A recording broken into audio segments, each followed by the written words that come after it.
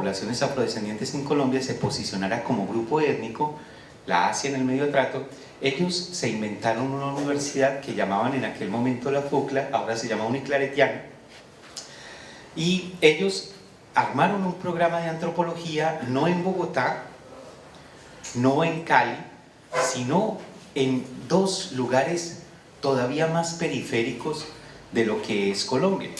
Uno de ellos en Quibdó, que el Quibdó es en el Pacífico colombiano, que esto es selva húmeda tropical, esto es unas condiciones muy distintas de las de Bogotá, o de las de Medellín, o de las de Cali, y otro en Mocoa, también selva húmeda tropical, en el Amazonas, cerca incluso con la frontera del Perú, ¿sí? Es ambas zonas de conflicto, de guerra, ambas zonas de narcotráfico duro, ambas zonas de minería ilegal, o sea, es el país de verdad, no el país de los gomelitos o de los pitucos de Bogotá, sino el país que vive mucha gente en Colombia, con unas condiciones y unas trayectorias de formación de los estudiantes de antropología que eran distintos de las trayectorias y de las condiciones de formación de los estudiantes de antropología en Bogotá, o en Medellín, o en Barranquilla, o en Cali, que pueden ser difíciles en esas ciudades,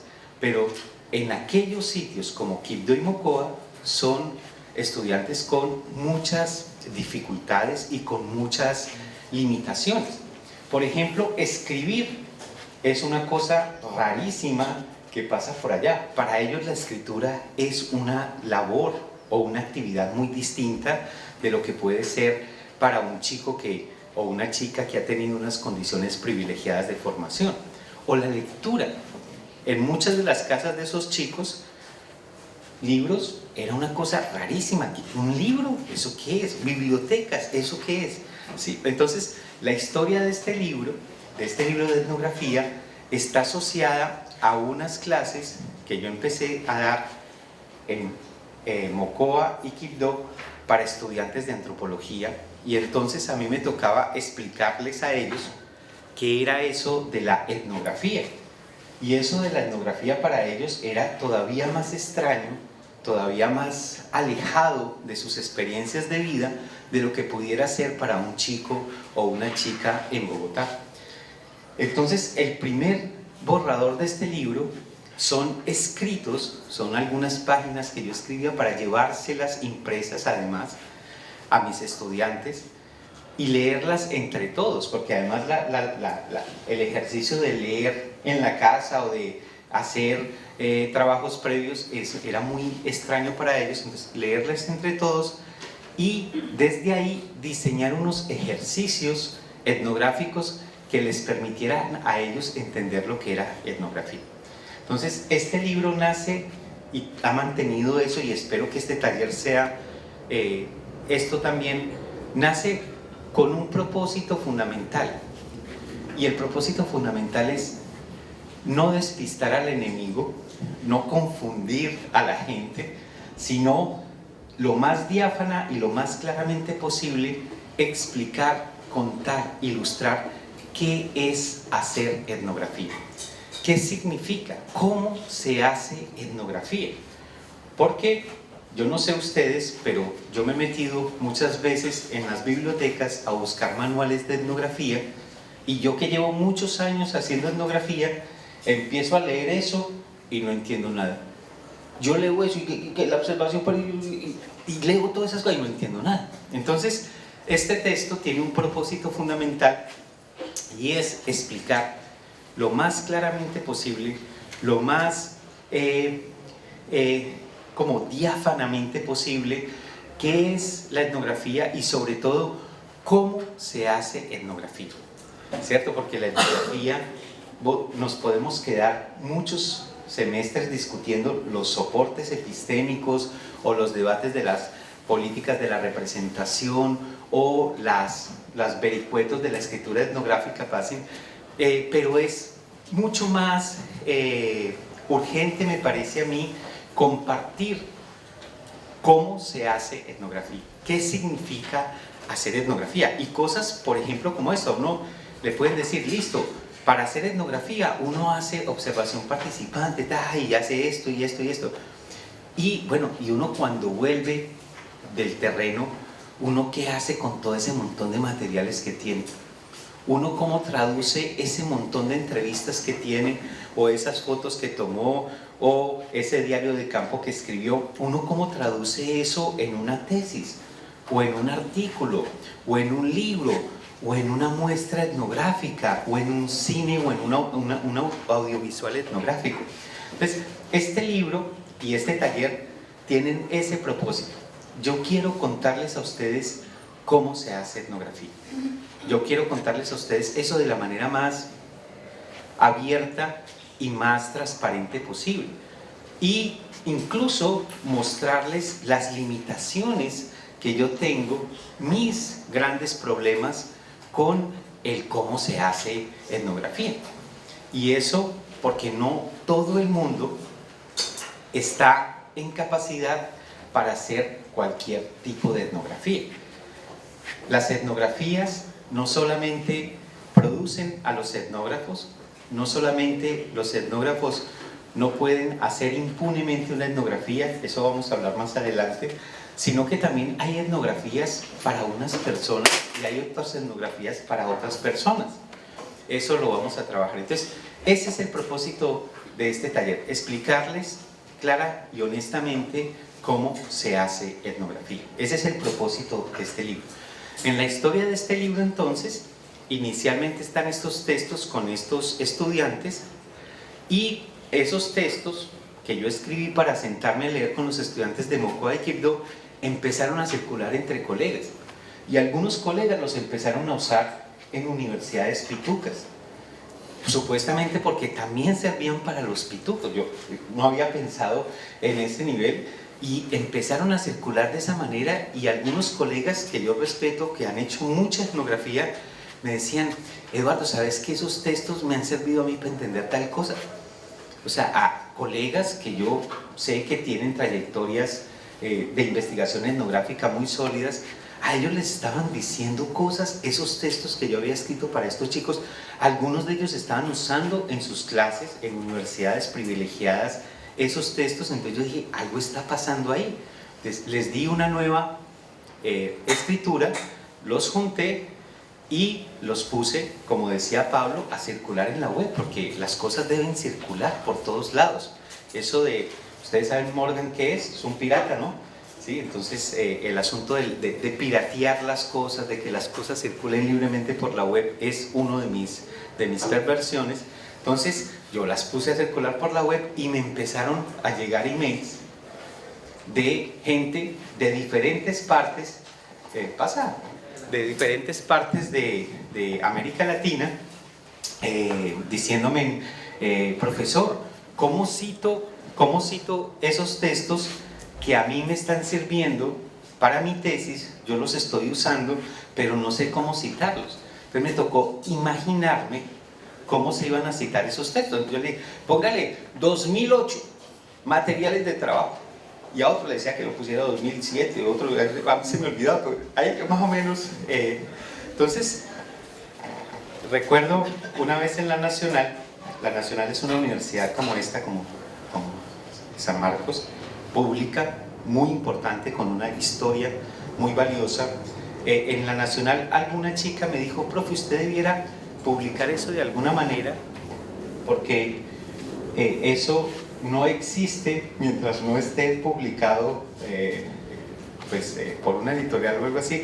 Y entonces me puse y hice la primera edición. La primera edición es del 2016, la hizo la Universidad Javeriana en el departamento donde yo estoy, y inmediatamente estuvo otra vez en la web para que pueda ser citado y circulado de múltiples maneras, y esa fue la primera versión que conoció Pablo. Ahora, de esa versión, cuando Pablo me invita a que es posible que publiquemos una segunda edición acá, yo le hice una revisión fuerte en términos de que estuviera mejor escrita, lo que no significa que esté bien escrita la segunda edición, y en términos de hacer una elaboración que cerrara, porque la primera edición no tiene conclusiones, esta tiene conclusiones, y una especie de imaginar que este libro tiene que circular no solamente en Colombia, sino en muchos otros lados. Entonces, desprovincializar aquellas cosas que no necesariamente son útiles como ubicación dentro de la elaboración etnográfica. Entonces, por ejemplo, asuntos que yo asumo en Colombia, yo hablo de Mocoa en Colombia y todo el mundo sabe qué es Mocoa en Colombia, ¿sí? Fue incluso la primera capital de departamento que se tomó las FARC. O sea, todo el mundo sabe qué es Mocoa en Colombia, pero en Perú no necesariamente. Entonces, algunas cosas que hay que mantener como de Colombia, pues se contextúan, y hay otras cosas de ejemplos particulares que yo intenté para esta segunda edición conectar con otros lugares, que no fuera tan colombiana como la primera edición. Entonces, esa es la historia del libro del que vamos a hablar. El propósito es un asunto de compartirles a ustedes de manera clara y diáfana cómo se puede hacer etnografía concretamente, y no solamente entendiendo la etnografía como el trabajo de campo, sino todo el proceso, desde la elaboración del diseño de la investigación hasta cuando uno escribe etnografía. Bueno, lo otro que quiero decirles, que es muy importante, es que esto explica una manera de hacer etnografía. No es la manera de hacer etnografía, porque no existe una sola manera de hacer etnografía. Existen múltiples maneras de hacer etnografía dependiendo del campo concreto, de las situaciones concretas, y dependiendo también del carácter, del estilo, de la forma en que el etnógrafo habita la etnografía. Entonces, este libro, o esto que yo les voy a plantear acá, deben siempre leerlo como una manera de hacer las cosas, como una forma de hacer las cosas que dependen de muchos asuntos. No es la manera como deben hacerse las cosas. Si a ustedes les parece interesante e inspirador cómo se está presentando las cosas aquí, ustedes pueden tratar de hacerlo de esa manera. Pero si no les parece inspirador, si no los resuena, si no los conecta, entonces no vale la pena intentar de hacer las cosas de esa manera. Lo que quiero decir, en otras palabras, es que no es una norma, no es una cosa de fuerza, sino es una ilustración. Así lo he hecho yo en estas condiciones, me ha funcionado y de pronto le funcione a otra gente, pero no es que así tenga que hacerse en todos los casos y por todas las personas etnografía. Entre otras cosas porque no existe una etnografía en abstracto. Siempre hay etnografías concretas, situadas. Hay gente que goza el mundo de manera distinta, que sufre el mundo de manera distinta, que entiende y se conecta y quiere entender etnográficamente mundos distintos. Por eso, la etnografía siempre es situada. La etnografía es siempre algo que opera en lo concreto. Y lo peor que podemos hacer es creer que la etnografía es como un manual de recetas universales. No existe tal cosa. Es más, cada etnógrafo se la goza de manera distinta. Y yo no soy nadie para decirles a ustedes cómo gozarse el mundo. Y eso es muy importante. Créanme que la etnografía es también un asunto de goce. La etnografía no es solamente un asunto de cerebros que están en el vacío, incoloros, insaboros, inoloros, desviscerados, ¿no?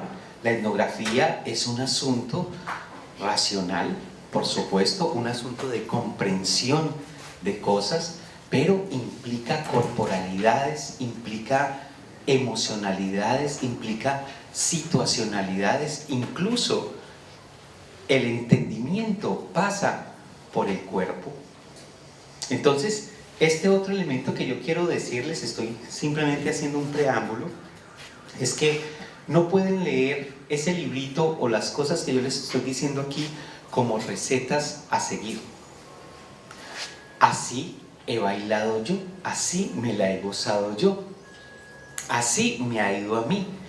Miren a ver si eso les sirve a ustedes, y si yo estoy bailando salsa y ustedes quieren bailar cumbia villera, pues miren a ver si de pronto para cumbia villera algunas de las cosas, de las recomendaciones que yo estoy haciendo para salsa sirven.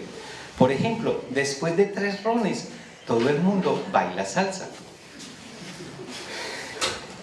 De pronto en cumbia villera también sirve esa recomendación, o de pronto no, pero ustedes son los que tienen la posibilidad de pensar eso, porque la etnografía es algo que pasa en concreto, es situado, depende de trayectorias y de contextos muy particulares. Lo otro que se deriva de ese planteamiento es que la etnografía, en su fortaleza y en su limitación, tiene que ver con la situacionalidad, la parcialidad y la ubicación de la producción de ese tipo de conocimiento. Entonces, la etnografía no solamente no puede ser imaginada como un recetario, sino que tampoco ofrece conocimientos universalizables. La etnografía ofrece conocimientos situados, conocimientos localizados, que nos permiten entender mucho más allá de ese lugar que estamos entendiendo, por supuesto, pero que no es un asunto que busca un conocimiento, digamos, filosófico universal. Bueno, un último asunto de preámbulo para entrar en lo que esperamos trabajar el día de hoy, y es el tono, o lo que yo estoy tratando de comunicar acá es un asunto que espero podamos conectarnos, a pesar de las groserías que voy a decir, a pesar de las cosas que no debería decir, a pesar de los asuntos que pueden ser incómodos durante estos días. De entrada pido disculpas por ese tipo de cosas que de pronto en el contexto colombiano no son tan graves, pero en un contexto distinto pueden ser muy graves.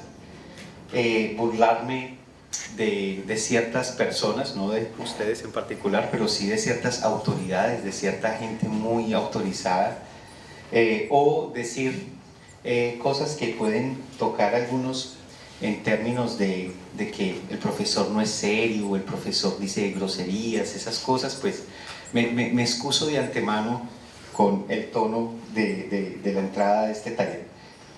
Bueno, finalmente, para empezar, como decía Pablo, tenemos 4 o 3 mañanas para trabajar, y buscan abordar los componentes de este libro. ¿Será que la paga? Sí, mejor, además eso asusta. Los componentes de este libro, que son 3 grandes componentes con un asunto de ética. El primer componente que vamos a trabajar hoy, que es fundamental, es algo que he denominado labor etnográfica, donde espero abordar no solamente cómo entiendo la etnografía, sino las condiciones y características de la labor etnográfica. Eso va a ser el día de hoy. Mañana espero meterme en la filigrana de lo que se llama el trabajo de campo, o sea, qué es lo que involucra o implica la etnografía en términos del trabajo de campo, y ahí vamos a hablar de algunas de las técnicas de investigación etnográficas más recurrentes. Hay una que seguramente ustedes nunca han escuchado en la vida, que yo se las voy a traer, eso es una novedad, se llama diario de campo. Entonces, ahí vamos a ver en esa segunda sesión mañana, vamos a ver todo lo que tiene que ver con el trabajo de campo. Y en la última sesión voy a trabajar dos asuntos que son la escritura, así lo he llamado de manera general, enseguida hago una pequeña introducción a eso, y consideraciones éticas.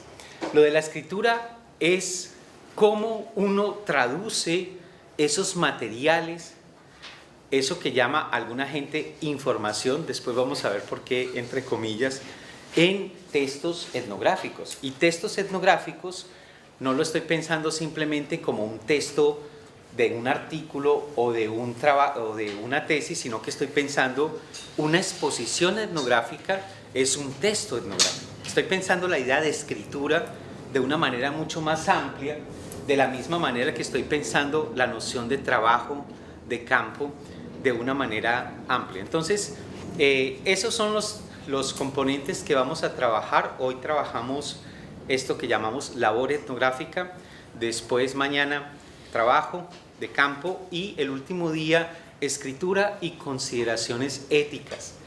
Bueno, entonces esa es la estructura, este es el preámbulo del taller y sin más, no sé si hay algún comentario o alguna pregunta y si no lo hay, pues para empezar con el tema de hoy. ¿Nada?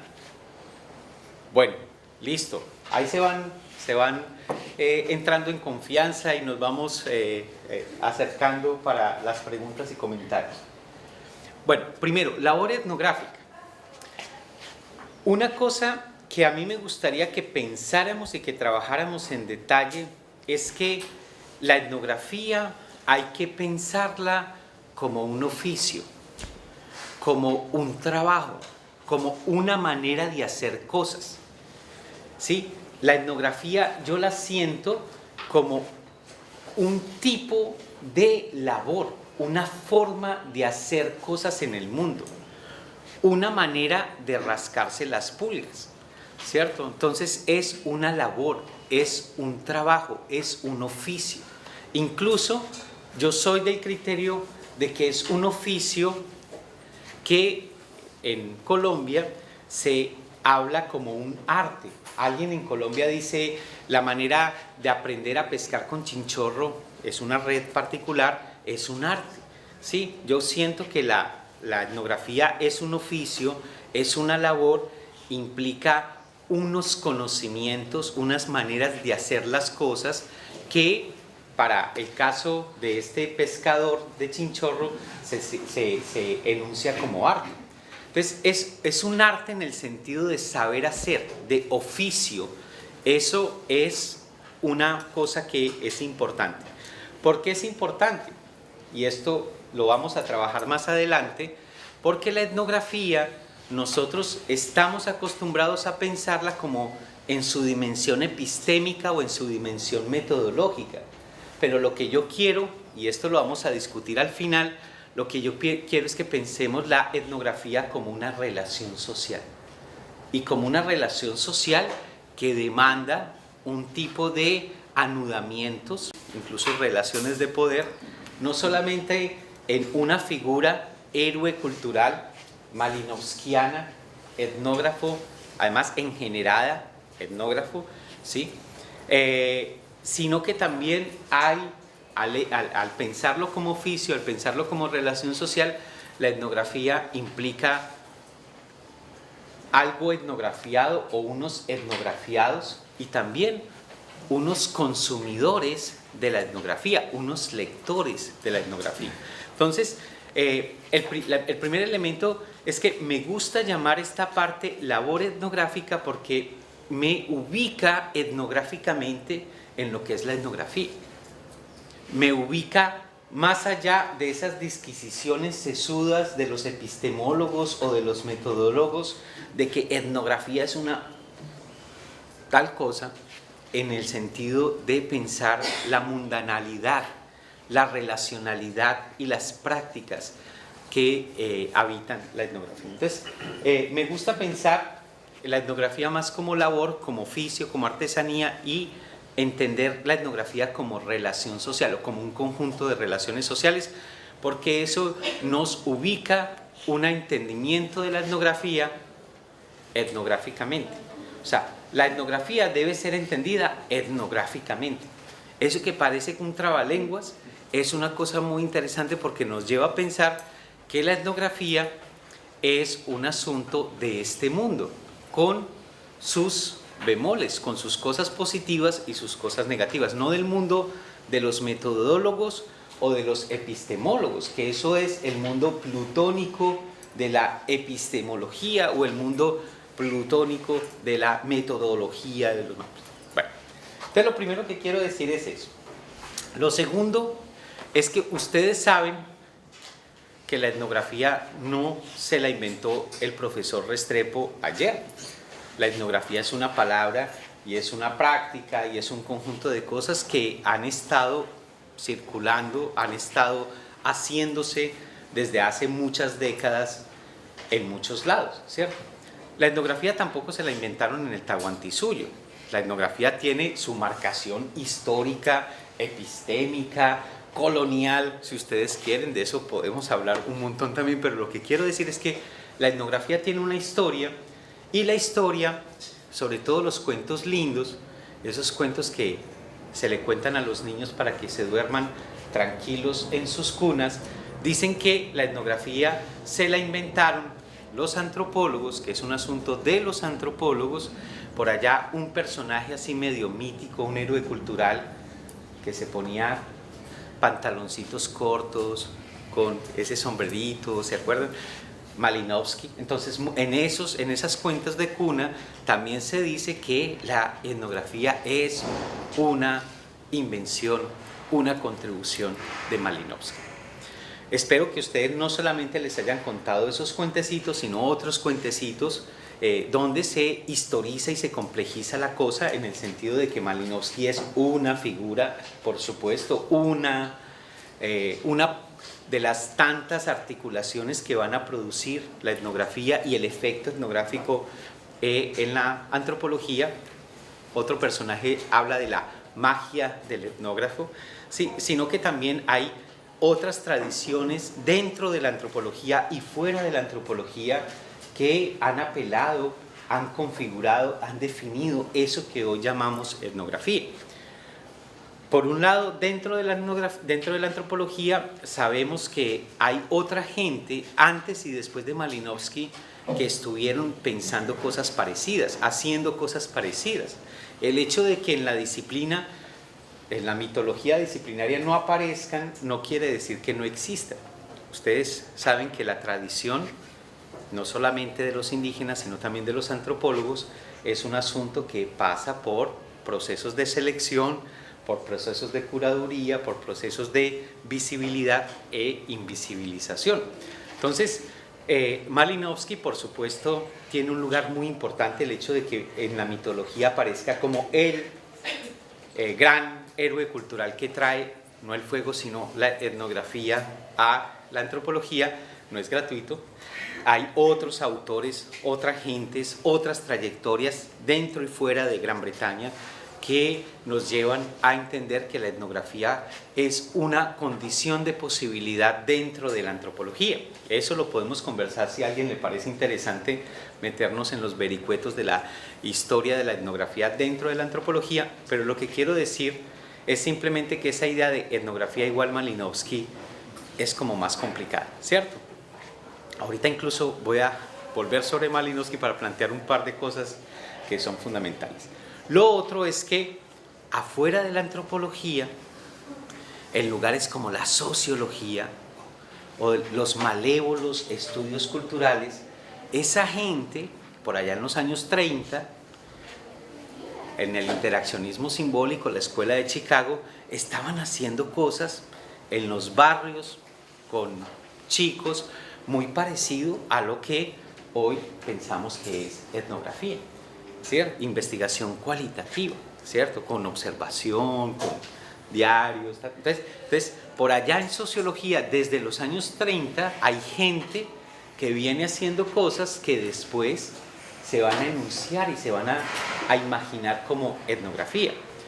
Y por otro lado, en esos malévolos y brumosos estudios culturales, gente desde los años 50, 60, vienen haciendo cosas que incluso hoy algunos de nosotros desde la antropología hablamos como autoetnografía o etnografías de audiencias. Entonces, primera idea, la etnografía es un oficio, es una labor, hay que entenderlo como una relación, hay que tener una aproximación etnográfica a la etnografía. Segunda idea, eso de que la etnografía es patrimonio, es resultado de la antropología y solo de un individuo maravilloso, genial, es un asunto que pues de pronto ameritaría ser complejizado. Segunda idea, ¿listo? ¿Esto está fácil? ¿Vamos bien?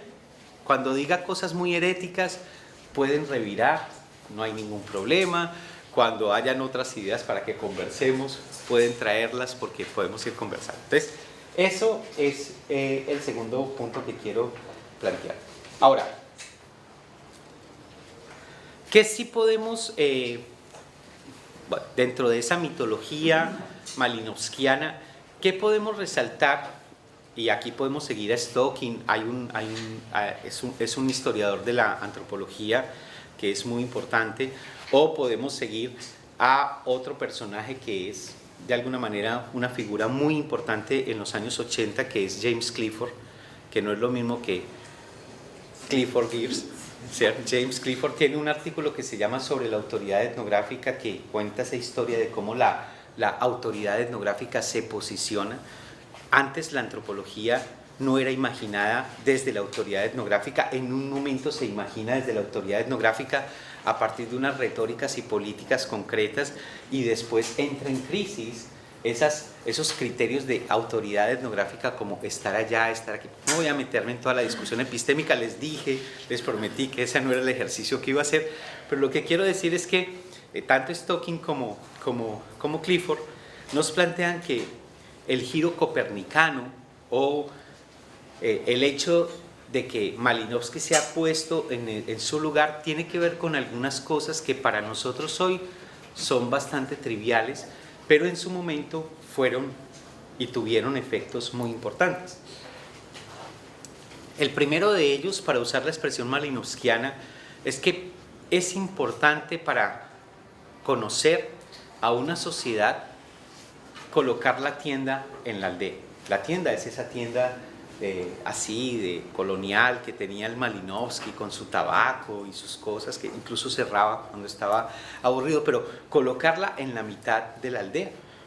Malinowski no se queda a vivir con las autoridades coloniales que estaban ahí cerca, que tenían casas más chéveres de pronto para él, que tenía unas condiciones más adecuadas para la vida civilizada, seguramente como se enunciaría en esa época, sino que él coloca su tienda en el medio de la aldea, literalmente en el medio de la aldea, y él abre su tienda y tiene la cotidianidad de la aldea ahí. Eso que hace Malinowski, que para nosotros ahora es muy trivial porque eso tiene que ver con una cosa que se llama observación participante, es un cambio en términos de lo que Malinowski puede apreciar o experimentar para conocer etnográficamente el mundo. Si yo estoy de visita a una casa, yo llego y todo el mundo se porta bien. Mejor dicho, yo llego a una casa de visita y entonces la señora me saca jugo, el señor llega y no le grita a la señora, los niños se portan como bien. O sea, si yo soy visita, las cosas como que pasan de una manera muy distinta, ¿cierto? Y de pronto la mamá le hace una seña por allá al niño que espere que vaya a la visita y arreglar.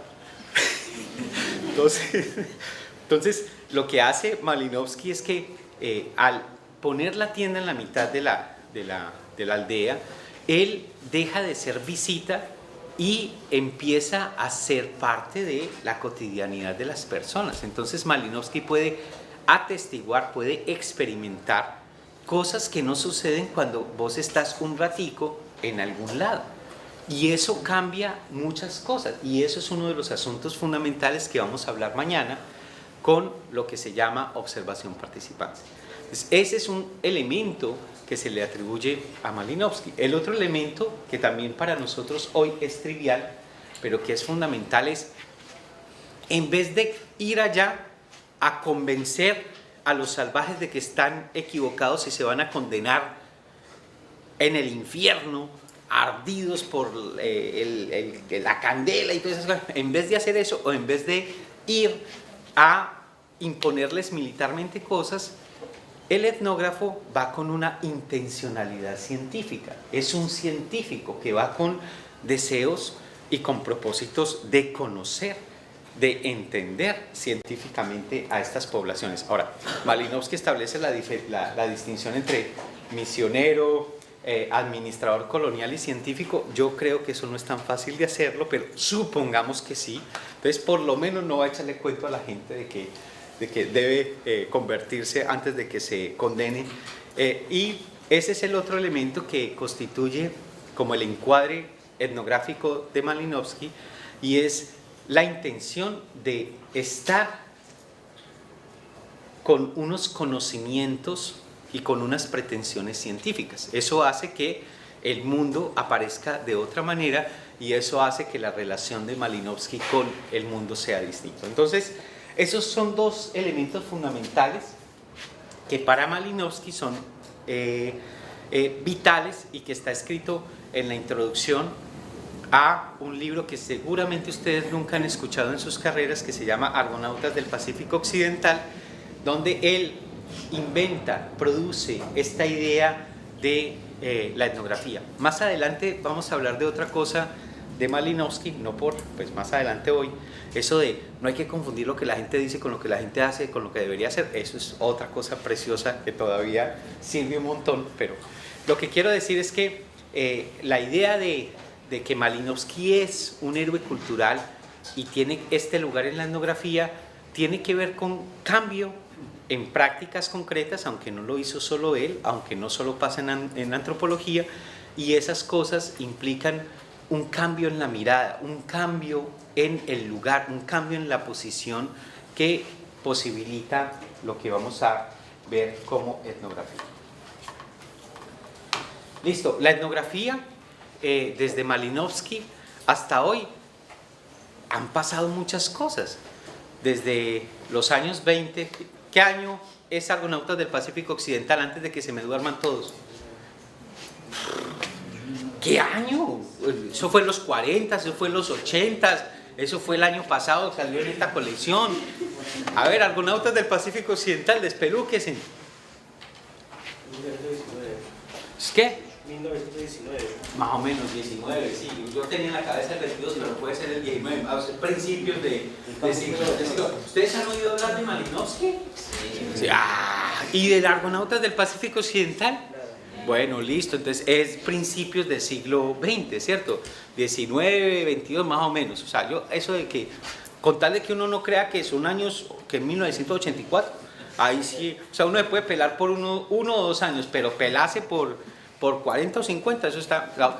Anécdota, una vez estaba yo por allá con mis estudiantes en una de esas universidades, y yo, bueno, y la revolución bolchevique, ¿fue antes o después de la Segunda Guerra Mundial? Profe, eso fue como después, eso fue antes. Bueno, hay que tener un poco la ubicación de cosas. Bueno, entonces, Malinowski, desde principios del siglo XX, ahora muchas cosas han pasado en etnografía. ¿Ustedes han oído hablar de una cosa que se llama etnografía multilocalizada o multisituada? ¿Sí o no? ¿No? Bueno, entonces yo les voy a contar un par de noticias. Bueno, entonces ha pasado cosas como etnografía multisituada o multilocalizada, que es de los años 80. Eso es Marcus, eso es otra cosa. También hay una cosa maravillosa que se llama autoetnografía, que no es lo mismo que autobiografía o biografía, ¿cierto? Y han pasado cosas interesantes como, de esto yo creo que sí sabemos todos, hay una cosa que se inventaron por allá a final del siglo XX que llama es que la internet. Y eso sirve para bajar porno un montón. ¡Ave María! Y eso sirve para muchas cosas útiles en la vida. Eso de la internet, eso también afecta, transforma, modifica, posibilita otro tipo de etnografías, por ejemplo del ciberespacio, nanoetnografía. Vamos a hablar rápidamente de esas cosas más adelante. Lo que quiero decirles, la idea básica es que desde Malinowski ahora han sucedido muchas cosas en la etnografía y es muy importante lo que ha pasado en muchas direcciones. Y una de esas direcciones, por ejemplo, es cómo poner la tienda cuando ya no es una aldea de nativos, sino cuando es el ciberespacio. ¿Dónde ponemos la tienda para hacer observación participante cuando estamos haciendo etnografía de las redes sociales? ¿Cómo hacer etnografía en las redes sociales? O, todavía más interesante, ¿cómo hacer etnografía cuando los etnografiados no son otros? No son otros distantes por allá, en Melanesia, con costumbres absolutamente exóticas, extrañas, distantes, sino cuando nosotros mismos somos los etnografiados. ¿Cómo incluso hacer etnografía a partir de mí mismo? Y eso, ¿cómo se hace y cómo es distinto de una cosa como la autobiografía o la biografía? Pues de eso vamos a hablar un poquito en este taller también. Bueno, les decía que yo entiendo la etnografía como una labor, como un oficio, como una práctica, como un trabajo. Incluso hay que tomarse muy en serio esa idea de trabajo si le queremos dar materialidad y economía política a la etnografía, porque la etnografía no es simplemente idealización de producción de conocimiento, sino que tiene que ver con cosas mundanales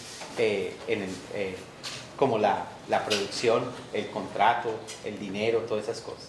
Bueno, pero cuando uno quiere definir el qué es la etnografía, tal vez lo que uno primero encuentre en Wikipedia o en el Rincón del Vago, que es maravilloso el Rincón del Vago, ahí donde uno encuentra muchos materiales, trabajos hechos, uno les cambia el nombre. No se le puede uno olvidar de cambiar el nombre antes de entregárselo al profesor, porque si uno no le cambia el nombre, el profesor se da cuenta que de dónde salió. En todo caso, lo que quiero decir es que muchas maneras de definir etnografía empiezan por ir al griego y decir etno, viene de etno, de pueblo, grafía, viene de escritura. Entonces, en muchas definiciones de Wikipedia o del Rincón del Vago, la definición de etnografía es pues la descripción de los pueblos o la escritura sobre los pueblos. Esa es como la primera idea de lo que es etnografía. Yo creo que eso no es cierto, no es acertado, pero eso puede ser una discusión más adelante, porque yo creo que no existe etnografía sin dispositivos etnográficos, esto es, sin etnógrafos, lectores de etnografía y etnografiados. No cualquier descripción de la gente es etnografía, eso es un anacronismo, eso es ahistórico, pero bueno, digamos que esa descripción es un punto de partida. Mi definición de trabajo para que empecemos con esto de la etnografía. Definición de trabajo es una definición que uno usa un tiempo mientras le sirve y después al tarro de la basura, ¿cierto? Definición de trabajo. No es que yo piense que eso es etnografía, es definición de trabajo. Y en esa definición de trabajo que nos va a servir para caminar un tiempo y después al tarro de la basura, yo empiezo por una palabra clave: descripción. Más que escritura es descripción. Entonces, etnografía en definición de trabajo empieza por esa palabra, es descripción. No hay etnografía sin descripción. Ahora, yo entiendo descripción como un asunto que implica interpretación e implica teoría. Uno no puede hacer una descripción etnográfica porque se acostó aliviado y amaneció describiendo etnográficamente el mundo. Eso es más complicado, como vamos a ver. Entonces, primera palabra en etnografía, descripción. Ahora, ¿descripción de qué? Entonces, ahí viene, descripción de lo que la gente hace, Entonces, es descripción de lo que la gente hace. Y entonces, describir lo que la gente hace parte de la etnografía. Pero también es describir lo que la gente piensa. Entonces, es una descripción de lo que la gente hace, pero también una descripción que tiene en consideración lo que la gente piensa. Entonces, si yo estoy haciendo una descripción, no sé, de los taxistas o de Uber en Lima, pues entonces parte importante es describir las prácticas de qué consiste ser taxista o ser Uber en Lima. Y por ejemplo, que existe gente que tiene unas cosas que llaman aplicaciones y que llegan por allá, o de los taxistas que uno los para y después los lleva por allá y después los regañan a uno. Entonces, todo eso hace parte de las cosas que hace la gente que son taxistas o que trabajan en Uber, y por lo tanto describir esas cosas que hacen y pasan es parte de la etnografía. Ahora, el otro componente que les dije es lo que la gente piensa. Es muy importante para la etnografía tener en consideración lo que la gente piensa. O sea, es más, no podemos hacer etnografía sin tomarnos en serio y sin entender y sin apreciar lo que la gente piensa. Entonces, la etnografía sería la primera definición, esa definición de trabajo es una descripción de lo que la gente hace y también de lo que la gente piensa. Se las complejizo. La etnografía sería realmente una descripción de las relaciones entre lo que la gente hace y lo que la gente piensa. Ahora, no es cualquier gente en abstracto, sino es una gente en concreto. Entonces, la complejización de la definición de trabajo de etnografía es una descripción de las relaciones entre prácticas y significados para personas situadas. Significados es lo mismo que lo que la gente piensa. Estoy aquí usándolos como sinónimos, es lo que la gente concibe. Un ejemplo, a ver, que no me salga muy colombiano, el ejemplo. Es que cuando estoy en Colombia es más fácil porque puedo hacer ejemplos más por allá. Digamos,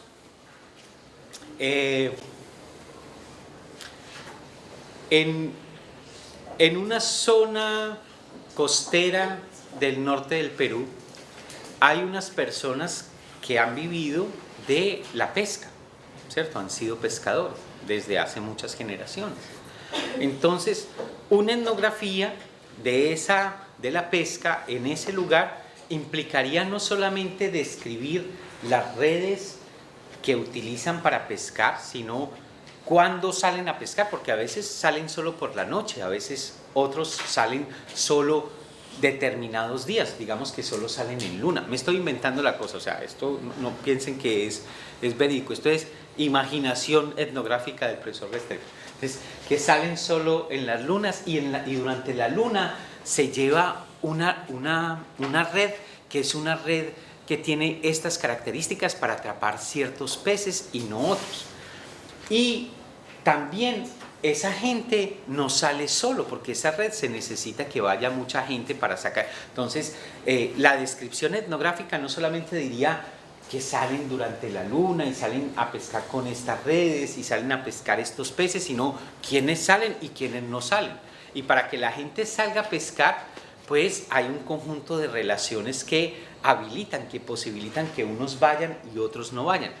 Todo eso, incluso el pez, los peces que sacan, cómo los sacan, si los sacan en una canoa grande, en varias canoas, si los traen esa noche a la playa o si se quedan a amanecer por allá y solo en la mañana regresan, si una vez llegan esos peces se los entregan a las mujeres para que ellas los destripen y los vendan al mercado, o si entre ellos mismos los hombres los destripan y los reparten con otros miembros de su poblado o los llevan a un camión para que los vendan en Lima con hielo. Todo eso hace parte de lo que la gente hace. Entonces, una etnografía de estas poblaciones es una etnografía que supone que yo describa todas estas prácticas. Ahora, no solamente hay que describir esas prácticas, sino lo que la gente piensa sobre esas prácticas. Entonces, la luna puede ser un asunto para ellos no simplemente la luna, sino un asunto de una diosa. Y puede ser que esas redes sean redes que tienen que ver con lo mágico, con toda una serie de prácticas de evitación. Por ejemplo, uno no puede tirar. ¿Tirar aquí es tener sexo o no? Bueno, entonces, uno no puede tirar ni con la mujer, ni con el marido, ni con todo, ni con los maridos, ni las mujeres. Dos semanas antes, porque es necesario estar puros para estar en la pesca y uno no le puede echar por un polvito, nada de esas cosas. Tiene que estar.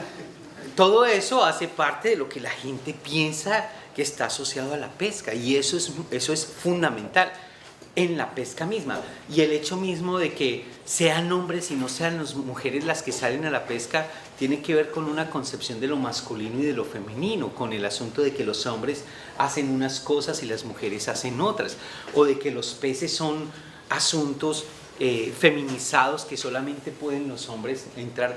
Todo eso está ligado a lo que la gente piensa de lo que está haciendo. Y quizás el asunto de que vamos a pescar nosotros y no ellos juntos tiene que ver porque nosotros pensamos que somos parte de un mismo grupo. Y esa idea de que somos parte de un mismo grupo tiene que ver con sistemas de parentesco o tiene que ver con prácticas de hermandad o de vecindad que hemos constituido desde antes, ¿cierto? Entonces, todo eso junto nos da cuenta de cómo esos pescadores aquí en el norte del Perú tienen unas prácticas de pesca y unas concepciones asociadas a esas prácticas de pesca que hacen que esa pesca ahí sea muy distinta de la pesca en el norte de Colombia, en el Caribe, donde hay unos manis y unas viejas más afrodescendientes que tienen otras concepciones y otras prácticas y otro tipo de peces, y de pronto no pescan de noche sino de día, y de pronto no van los hombres sino que van hombres y mujeres, de pronto no hay que evitar el sexo sino que hay que hacer el sexo para que vengan los pescados. Hay gente que se divierte más que otra en el universo. Entonces, pues lo que hace el etnógrafo es dar cuenta de la densidad, de la tesitura, del conjunto de relaciones entre prácticas y significados para una gente concreta. Entonces, hay por ahí un personaje que de pronto les ha tocado gozarlo o sufrirlo, y yo me ubicaría más del lado del goce. Clifford Geertz tiene un artículo muy famoso que se llama Riña de Gallos, aunque podemos hablar de mucha otra gente. En ese artículo él muestra cómo la pelea de gallos por allá en Balí es muy distinta de la pelea de gallos por aquí en Juliaca. Uno va y son gallos y parecen lo mismo. Uno va y son hombres, están chupando y toda pero lo que hay en la riña de gallos en Balí es muy distinto, y el lugar de la riña de gallos en Balí es muy distinto a la riña de gallos en Juliaca. Entonces, los de Juliaca se parecen a los de Balí, pero no son la misma cosa. Y la etnografía lo que hace es mostrar por qué no son la misma cosa. Muestra cómo prácticas, a veces parecidas, a veces diferentes, se conectan con concepciones, con ideas, con representaciones, con lo simbólico de esa gente, con el pensamiento de esa gente, ensamblando que la riña de gallos en Balí y la riña de gallos en Juliaca no sea la misma cosa, aunque alguien que pasa un fin de semana cree que son la misma cosa. Entonces, todo este carreto para primera definición de trabajo de la etnografía. Definición de trabajo de la etnografía es, 2 puntos, descripción de las relaciones entre prácticas y significados o prácticas y sentidos para gentes situadas. Preguntas, comentarios, eso está claro, está muy difícil, el profesor Restrepo pone burletas, dice grosería. Y ellos son así, juiciositos siempre. Dale. La definición que se acaba de poner, no percibo que la dimensión temporal esté presente. No sé si es que podría profundizar un poco sobre el tema. Perfecto, muy buena pregunta. La pregunta es la dimensión temporal. Es muy importante la dimensión temporal en muchas direcciones.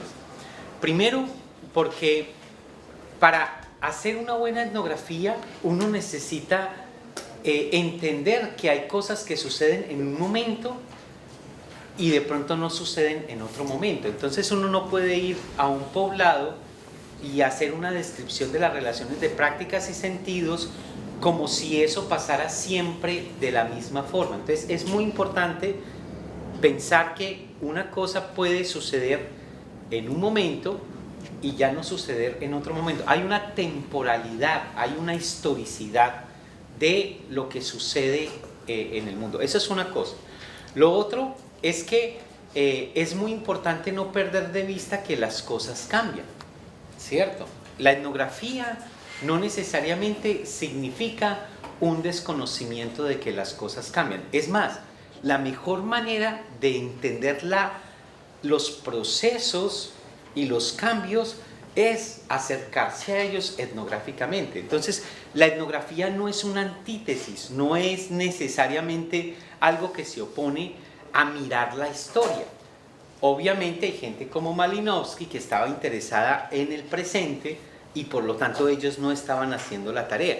Pero no podemos pensar que la etnografía se limita o se circunscribe a lo que hizo Malinowski. Entonces, uno puede hacer una etnografía sensible a los procesos históricos y más herético aún. Y esto, yo sé que algunos colegas antropólogos piensan que el profesor Restrepo está MFT. MFT en colombiano es miando fuera del tiesto, está profundamente equivocado con esto, y es que yo soy de los que cree, junto con otros, yo no soy el único que está MFT, que la etnografía hay que entenderla también incluso históricamente, y existe una cosa que se llama etnografía histórica, y es etnografía de gente que ya no existe. ¿Cómo es posible que la etnografía se pueda hacer con gente que no existe? Si la etnografía es observación participante y si no hay gente no hay etnografía. De eso voy a hablar un poquito más adelante, pero tu pregunta es muy importante en este sentido. Yo defino la etnografía como la relación entre prácticas y significados situados para unas personas. Y eso no significa que esas prácticas y significados estén estables o estén congelados. Hay que pensarlas también, y es muy importante, hay que pensarlas. No solamente que en un momento pasan y en otro momento no, sino también que pueden cambiar históricamente y de hecho tienen que cambiar para entender la cosa. Hay otro asunto relacionado con la transformación que si se me olvida más adelante, por favor me lo recuerdan. Es un asunto que yo llamo el efecto de comunidad. La comunidad. ¿Verdad? La comunidad es muy bonita. La comunidad. Entonces, es el asunto de la homogenización. Entonces, la etnografía tampoco necesariamente significa creer que esa gente, toda esa gente, hace las cosas y piensa las cosas de la misma manera. Eso es una discusión que también tiene que ver con lo del cambio.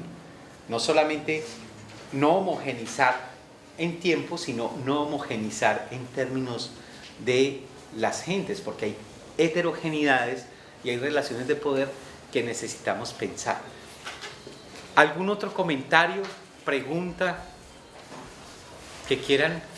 Vaya y después vas acá. Sí. En relación también con este mismo punto del tiempo, muchas veces se habla de la etnografía asociándola con un trabajo de campo largo, prolongado, ¿no? Que a veces uno puede tomarse años, aunque ya si uno aterriza la cosa en casos concretos, en trabajos concretos, también uno se encuentra con etnografías cortas que pueden haberse realizado en semanas o meses, ¿no? O incluso, no sé, pues si uno quiere observar una fiesta que ocurre una vez al año, organiza toda su actividad en ese preciso momento y podría hacer la observación participante en un día, ¿no? O sea, teóricamente es posible. Entonces, ¿no? Quería comentar eso, ¿no? Que tiene que ver también con la cuestión del tiempo. Eso en muchas direcciones, a ver. Yo soy de los que piensa que uno, cuando va un fin de semana a un lugar, eso se llama paseo, uno se llama etnografía. O sea, yo pienso que la etnografía implica una relación y un conocimiento que no se improvisa. Eso no significa que yo no pueda hacer una etnografía de una fiesta que pase una vez, y esto estás en lo cierto ahí, pero no es que yo llegue solo ese día y me vaya al otro día y crea que con eso hice etnografía. Es más, la etnografía de una fiesta de un día puede demandar años de trabajo para entender qué es lo que realmente pasa en ese día. Entonces, yo sí creo que la etnografía es una cosa que amerita una temporalidad y unos ritmos que no son algo que pueda ser supeditado a las premuras de, no sé, de que yo tengo solo un fin de semana o 2 fines de semana para ir. Creo que la etnografía toma tiempo. Yo creo que la etnografía es como el vino.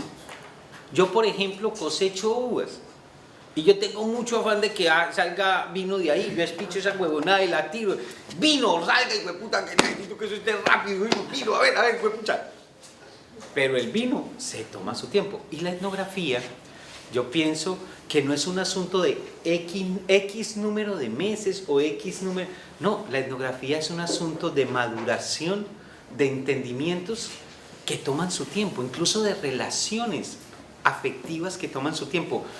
No es posible hacer etnografía pasando por encima de las relaciones de confianza o de las relaciones incluso de yo sentirme bien o familiarizado en algún lado, porque esas relaciones toman su tiempo. Uno no puede ser amigo con alguien a la brava y rápido. Yo quiero ser amigo de usted. Ya, 2 horas, pues, puta, porque tengo que entregar un artículo la otra semana. Y créame, ¿cómo? No, entonces, no, la etnografía demanda ciertos ritmos. Ahora, eso no quiere decir que si yo estoy 20 años en un lugar soy muy buen etnógrafo. Hay gente que está 20 años en un lugar y no ve un culo. Yo no ve nada, no sabe nada, no conoce nada. Y ha estado 20 años ahí. Entonces, la etnografía no es un asunto de sumatoria de días, por supuesto. No es un asunto de que 1 año, 2 años. No. Es un asunto que demanda sus tiempos y hay diferentes ritmos para diferentes tipos de etnografía. Por ejemplo, yo estoy trabajando hace 30 años en una región, en el Pacífico colombiano. Entonces, yo hoy puedo hacer una etnografía sobre algo que explícitamente no me haya hecho una pregunta antes, en un ritmo distinto de si fuera la primera vez que yo llegaría a ese lugar. Por ejemplo, yo puedo hacer una etnografía de las retros, que son estas máquinas que sacan oro ilegal con los paramilitares y con las guerrillas y todo, porque yo además puedo llegar ahí. Hay gente que le toma, y a mí me tomó años poder llegar ahí, ¿cierto? Otra cosa es, yo ya sé cuáles son las relaciones económicas que existen, por ejemplo el endeude, que es una relación que para un etnógrafo que llegue le va a tomar meses y de pronto años pillárselo del endeude, ¿cierto? Entonces, yo podría ahí hacer una etnografía en unos tiempos distintos de alguien que apenas llegue ahí a hacer eso. Ahora, de pronto alguien que apenas llegue ahí a hacer eso, vea cosas que yo ya no veo y puede incluso ser más interesante su etnografía que la mía. No quiero decir que el tiempo está en proporción directa entre calidad, no. O sea, lo que quiero decir es que las etnografías tienen sus tiempos como el vino o como la relación de amistad. Y esas cosas uno no las puede apurar. Es más, esto se los iba a decir como hacia el final, pero ya frente a la pregunta, yo les recomiendo que no hagan etnografía. La etnografía es difícil, la etnografía toma tiempo, la etnografía implica, como lo vamos a ver, asuntos muy complicados. La etnografía te toca y te transforma. Vos no podés hacer una etnografía y salir siendo la misma persona de esa etnografía. lo más importante de una etnografía no es ni siquiera el texto que se escribe. Lo más importante de la etnografía es cómo vos dejas de ser o sos distinto. No se puede hacer etnografía impunemente en el mundo. Por eso, si uno quiere hacer una investigación para graduarse, o si uno necesita unos datos para escribir un informe para el gobierno, de pronto el mejor camino no es la etnografía. Ahora, no lo quiero romantizar de que la etnografía es como un asunto omnisciente, tampoco quiero decir eso. Lo que quiero decir es que tiene sus condiciones y sus implicancias, y a veces hacer etnografía no es la mejor decisión. Depende de los problemas de investigación y depende incluso de las gentes. Hay gente que no sirve para ser etnógrafo. No nacieron para eso. Mira, yo tengo un estudiante, por ejemplo, antropólogo, que llegó a Quibdó y dijo que allá hacía mucho calor. Eso es selva húmeda tropical. Y que le caía mal la cerveza helada de por allá, como que la de Bogotá no le caía mal. O sea, es un personaje que no tiene la posibilidad de moverse, de sentirse, de imaginarse. No puede hacer etnografía de esa manera. De pronto puede hacer etnografía porno de las redes sociales y todo eso. De pronto para eso es que el man sirve. No, ya está, hay que hacer todas esas investigaciones, son prácticas sociales y que nos constituyen. Entonces, lo que quiero decir es que no todo el mundo está hecho para todas las etnografías, y de pronto las etnografías no son lo que dicen ser. El propósito de una etnografía de pronto no es simplemente o no es fundamentalmente escribir un libro o escribir una tesis. Quizás es otro rollo, es de otro orden. Pero yo quisiera abordar eso, y me parece muy interesante. No es la cosa de que se tiene que estar un año, y si no se está un año, no sé. Puede ser más corta. Incluso hay una cosa que han desarrollado en etnografías del mercado que pueden ser semanas, ¿cierto? Y hablamos de esas metodologías. Pero yo lo que sí creo es que la etnografía no se puede acosar o no se puede acortar por afanes, y en cualquier situación. La etnografía demanda tiempos, demanda ritmos particulares. Que ha no solo puesto el énfasis en la gente, sus relaciones y prácticas, entre sus significados y prácticas, sino también entre no gente, o sea, no humanos, ¿no? Claro. Y bueno, que es algo que la etnografía siempre ha visto, pero a través de la gente, y parece que ahora se ha puesto un énfasis en que hay que verlo bajo sus propios términos, ¿no? ¿Querés saber qué opinas de Claro, esto? perfecto. Ustedes están calladitos, pues están haciendo preguntas impresionantes, mejor dicho, está muy chévere estas preguntas. Voy primero a una entrada general y después voy a lo específico de tu pregunta. Miren, yo conozco gente que dice que la etnografía es una exterioridad de la teoría. Hay por ahí sociólogos muy importantes en las universidades, gente con corbata que hace cuestiones, no sé, como investigaciones de números y todas esas cosas, que piensa que la etnografía son como huevonadas ahí empíricas que se hace cuando uno no es inteligente, o cosas ahí que simplemente es como para ilustrar un asunto ahí, la anécdota, la cosa, para los datos de verdad. Entonces hay mucha gente que piensa que la etnografía es una exterioridad de la teoría, que la teoría es algo distinto de la etnografía. Yo creo que están profundamente equivocados. No hay etnografía que no esté constituida teóricamente. No hay etnografía sin pregunta, y no hay pregunta de investigación sin teoría. Es más, la teoría más fuerte y más dura opera etnográficamente con una brutalidad impresionante. O sea, tú puedes estar hablando de teoría desde una descripción, y hay gente que ni se da cuenta, ¿cierto? Entonces, lo general que quiero decir es que no hay etnografía inocente teóricamente. Siempre hay criterios teóricos que están posibilitando cualquier descripción etnográfica. No hay una teoría, no hay una etnografía sin teoría. Eso se los puedo trabajar más adelante, pero quiero que piensen solo en esta imagen. Más adelante podemos trabajar eso en detalle, sobre todo en el asunto ético-político, porque yo pienso que tampoco hay etnografías inocentes políticamente. Pero eso es, vamos al último día. Les doy el ejemplo más concreto. Vamos a tomar una fotografía. ¿Qué puede ser más sencillo, más suave, más? Vamos a tomar una fotografía. Listo.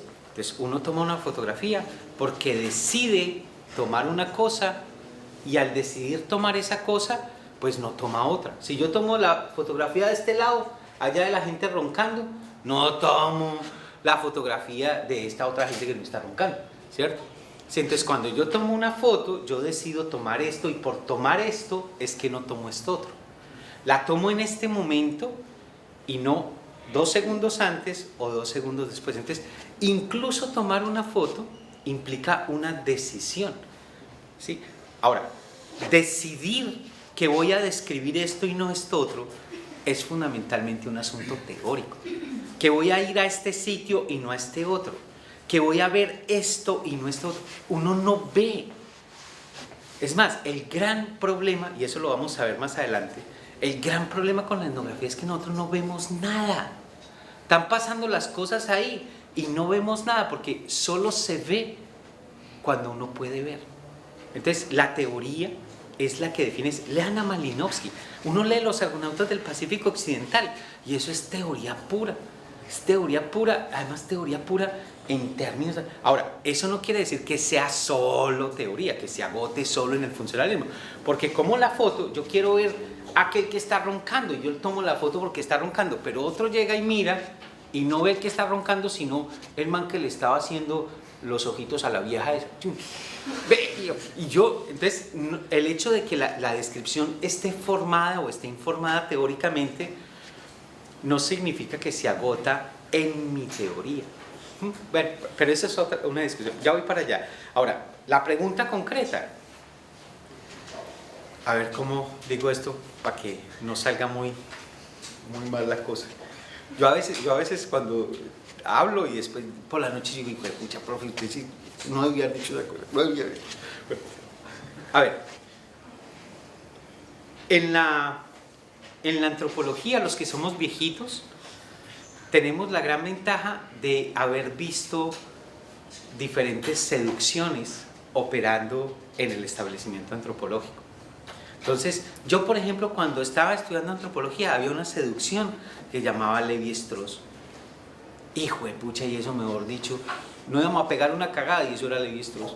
Eso todo el mundo Levi-Strauss era el asunto que seducía la conversación y posibilitaba y generaba cosas. Y después vimos otras seducciones, ¿cierto? No les voy a hablar de... Además porque el asunto no es lineal ni teleológico ni maduración de que antes entonces eso es menos o menos valioso que lo que... Esa idea de que las teorías son una maduración y que las teorías de ahora son mejores que las anteriores son una bobalicada, son una estupidez, no es un asunto teleológico. Ahora no quiere decir que las de ahora sean simplemente una reproducción de las anteriores, y lo de ahora y lo anterior, bueno, no me quiero meter en ese berenjenal, pero lo que quiero decir es que quienes somos viejitos en antropología tenemos la experiencia de varias seducciones y hoy hay varias, pero una de las seducciones es el asunto de lo humanos y no humanos.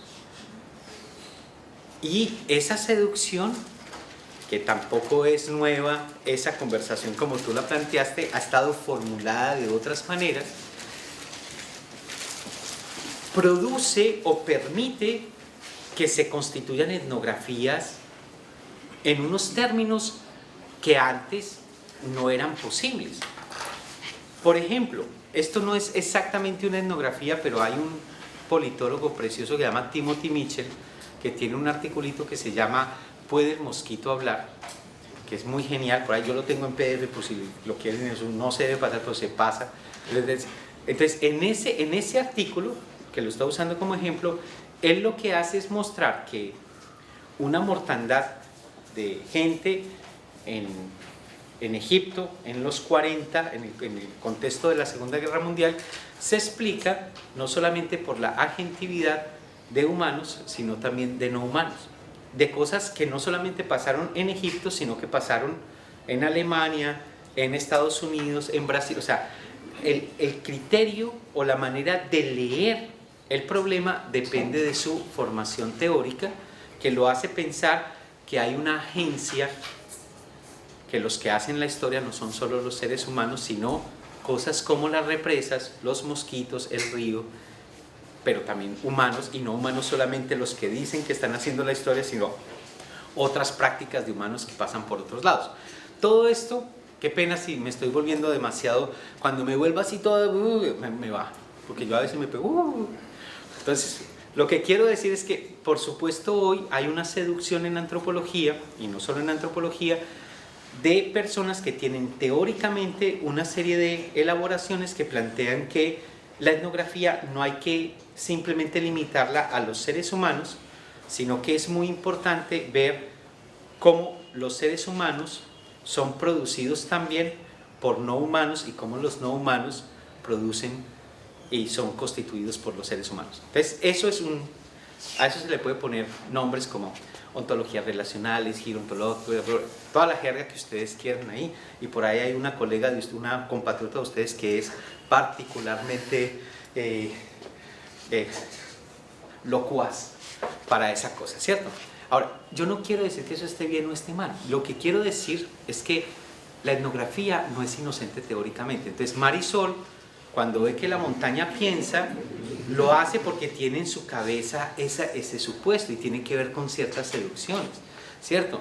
Ahora, la etnografía no es que esté bien o sea correcta o esté mal. Las etnografías son habilitadas precisamente por este conjunto de decisiones teóricas.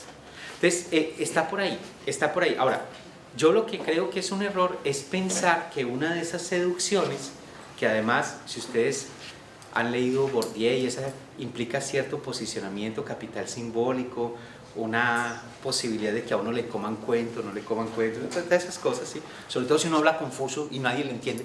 Entonces, todas esas cosas pues tienen que ver también con la filigrana de las relaciones de poder al interior de la antropología en ciertos momentos. No simplemente es un asunto epistémico en abstracto, sino que es un asunto también de correlación de fuerzas y de seducciones o no en un campo bien particular. Pero entonces, ¿yo qué pienso de eso? Ya, concreto, yo creo que hay cosas más interesantes en el mundo. Y yo creo que está profundamente equivocada en muchos lados, Marisol, y se lo digo en la cara. Pero me parece interesante que habilite, que posibilite ese tipo de conversaciones y de trabajos que, pues, por lo menos genera un tipo de descripciones del mundo que no han sido las descripciones más corrientes de la cosa, ¿cierto? Porque es un asunto que tiene que ver con la teoría también. Yo considero que... Bueno, no me voy a meter mucho. Dale. Porque es que nos terminamos una clase de teoría y la idea es hacer una clase de etnografía sabiendo que la etnografía no puede estar al margen de la teoría, pero sí los énfasis pueden ser diferentes. ¿Sí? Tú... venía pensando con las primeras preguntas y con lo que se estaba comentando sobre el tiempo, las decisiones teóricas, los contextos, que si lo hago en un momento es una etnografía, que si elijo otra teoría es otra etnografía. Finalmente, quien le da la calidad etnográfica a un texto, a un proceso de investigación, porque estas relaciones entre sentidos y prácticas son construcciones, ¿no?, muy diferentes en distintas situaciones, ¿no? Pensaba que quien le da la calidad etnográfica al trabajo es el propio investigador, ¿no? O que más allá depende de que un texto o una experiencia tenga calidad etnográfica. Ustedes, apuesto que se pusieron varias semanas antes a ponerse de acuerdo para hacerme preguntas difíciles. Debieron de haber hecho preguntas más fáciles. No, de verdad, no estoy en colombiano, no estoy mamando gallo. Mamar gallo es hacer bromas, no estoy mamando gallo. No, de verdad, las preguntas son preguntas que van al núcleo de la cosa. Tu pregunta implica ¿Se acuerdan que al comienzo yo decía, yo pienso que la etnografía hay que entenderla etnográficamente? Es precisamente algo que tiene que ver con tu pregunta. Y yo voy a decir algo que puede sonar sin sentido, pero que honestamente lo creo. Yo creo que no existe etnografía por fuera del dispositivo etnográfico. Yo no creo que una descripción de Heródoto de una gente por allá en aquel momento, eso es etnografía. Yo no creo que la etnografía existe antes del etnógrafo. Y el etnógrafo no existe solito, que es lo que yo decía, la etnografía es una relación social. Incluso lo sugerí, la etnografía tiene que ver con relaciones de poder macros tan gruesas como el colonialismo. Yo dije, la etnografía no se la inventaron en el Tahuantinsuyo, y no porque la gente del Tahuantinsuyo fuera más bruta que los europeos, no pienso eso, sino porque es un dispositivo distinto. Y por lo tanto no existe la posibilidad de que un texto sea en sí mismo etnográfico. Solo las relaciones posibilitan que sea etnografía y que sea consumido como etnografía. Y subrayo lo de consumido como etnografía porque ahorita hablaba de la economía política, y es que nosotros a veces hablamos de la antropología o de la etnografía como si flotara en el mundo, como si no estuviese inscrita en la economía política. La etnografía también es una mercancía, ¿cierto? Y ha sido un dispositivo, no solamente con Malinowski, hoy, aquí, ha sido un dispositivo de dominación. O sea, podemos hablar también de esas otras dimensiones en lo de ética y política, al final pienso, pero frente a tu pregunta, ¿yo qué plantearía? No cualquier descripción de prácticas y de significados para esas gentes hace que eso sea etnografía. Así como Bourdieu nos enseña que un inodoro cagado, hueliendo mal, miado, puede ser arte, dependiendo del dispositivo del arte. Si está en un museo, si lo coloca un artista, si está autorizado por los críticos de arte y por el aparato, es arte. Un museo. El mismo inodoro cagado cuando no me funciona a mí el agua, ese mismo inodoro, allá no es el mismo inodoro cagado, porque eso es una instalación y es arte. Entonces, es lo mismo que el texto etnográfico. El arte no es una esencia de arte que estaría inmanente al objeto, sino que el arte es el resultado históricamente constituido y que se transforma y se disputa. O sea, no es angelical, es de este mundo, con intereses concretos, que se va definiendo y constituyendo precisamente en función de esas relaciones. Yo pienso que la etnografía es lo mismo. Es más, yo creo que la etnografía es un triángulo. Es un triángulo entre lo etnografiado, que generalmente son unas gentes subalternizadas, de eso vamos a hablar más adelante. El etnógrafo, que en general es un individuo y además un hombrecito, ¿sí? Y quien lee etnografía, que es el consumo de la etnografía dentro de aparatos como la universidad o el Estado o el mercado que demanda ese tipo de efectos de verdad.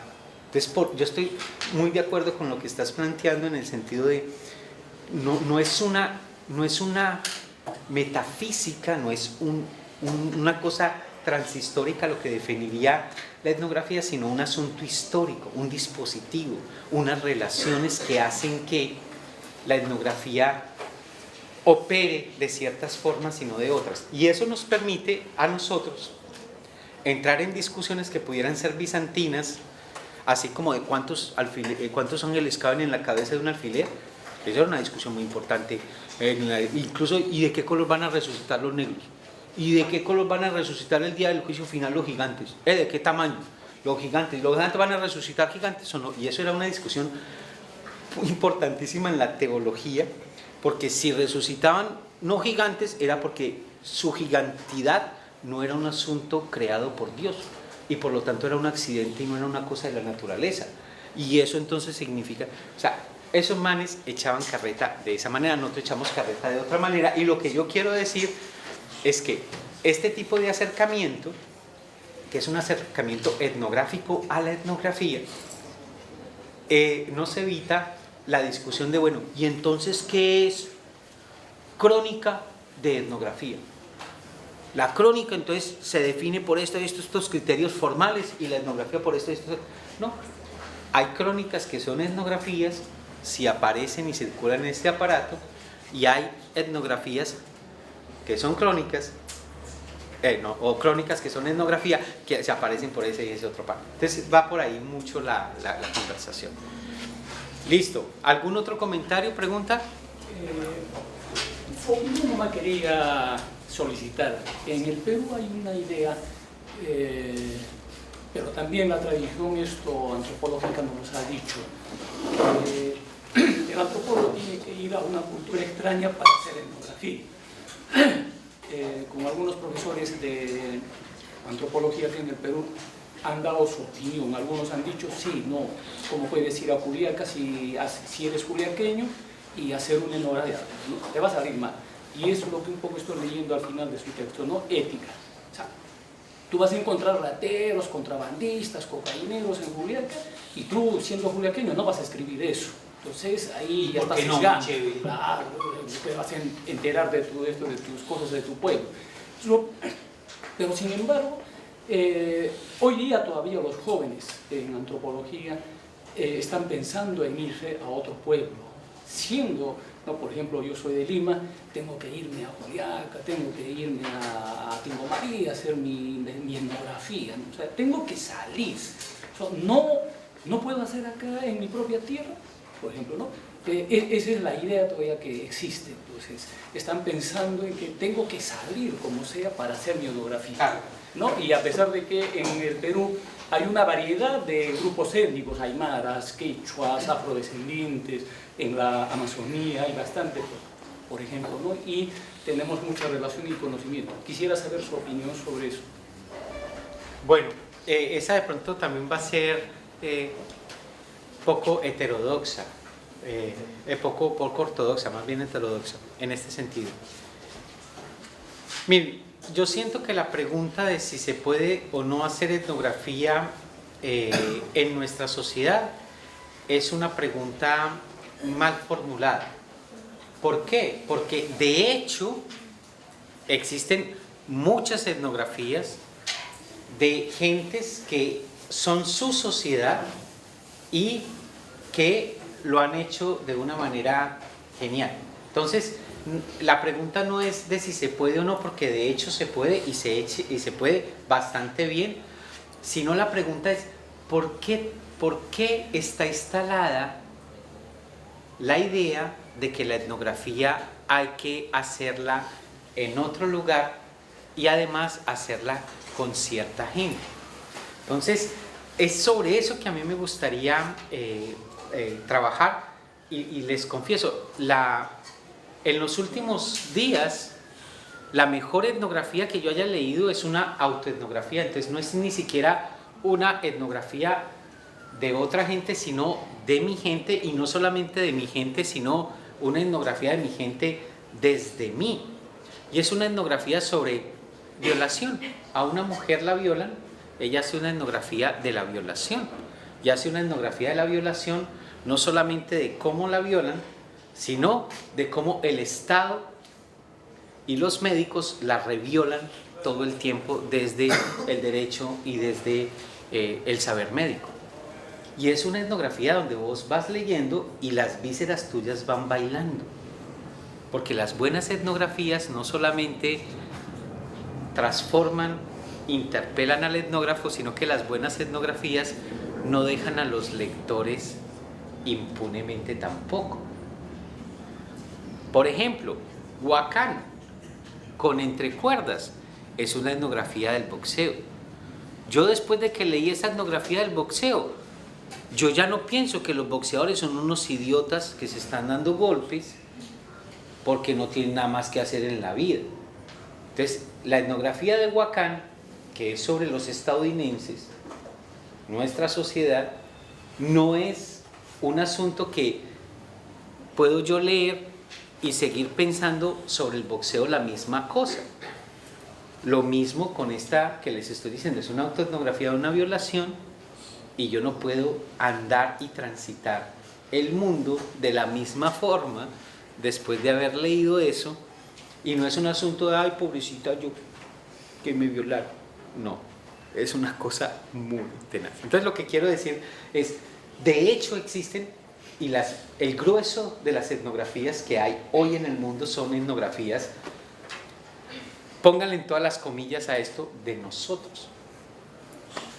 Incluso etnografías desde yo, ¿cierto? Entonces, esos que piensan que la etnografía solo se puede hacer con nosotros y otros indianizados o afrodescendizados o los otros por allá, que además esos son también cierto tipo de imaginaciones. Los indios no están ahí desde siempre, son de la historia, no son de la naturaleza, y hay unos que no son y después son y otros que sí son y que tal vez o sea, viene teoría etnográfica concreta. Pero lo que te quiero decir específicamente es esto. Yo creo que ese gesto es la punta del iceberg más clarita de cómo la etnografía está habitada por el colonialismo. O sea, de cómo la etnografía es un dispositivo para domesticar epistémicamente a otros subalternizados. Y esos otros subalternizados son indios, negros, pobres, maricas, y ustedes pueden seguir poniéndole todas las... Entonces, lo que yo creo es que tenemos que incluso hacer muchas más etnografías de nosotros mismos.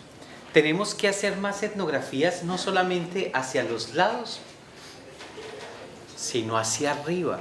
Tenemos que etnografiar cada vez más hacia arriba, hacia las élites, hacia el poder, hacia la lógica de acumulación capitalista que se naturaliza, hacia las élites académicas que con corbata nos dicen no se puede hacer etnografía si no se va usted para por allá lejos. Las élites académicas, los que se ponen corbata, son un problema en este mundo. A esos hay que etnografiarlos también. A esa gente que cree que porque estuvo en París, entonces piensan mejor que otras personas. Hay que hacer etnografía hacia arriba, en todos esos escenarios. Entonces, esa expresión, pienso yo, de colonialismo, creer que solo se puede hacer etnografía con indios, así como Malinowski lo hizo, como si no hubiera pasado nada en el mundo, hay que hacer etnografía de Malinowski. Hay que ir a etnografiar a otra gente allá.